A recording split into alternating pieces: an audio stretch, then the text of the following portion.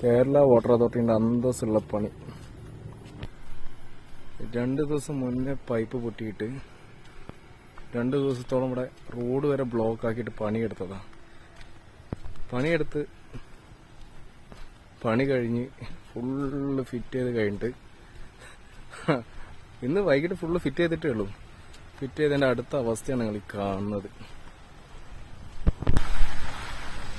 ഇന്ന് പണി കഴിഞ്ഞ് വാൽവ് തുറന്ന കേരള വാട്ടർ അതോറിറ്റിന്റെ അവസ്ഥ.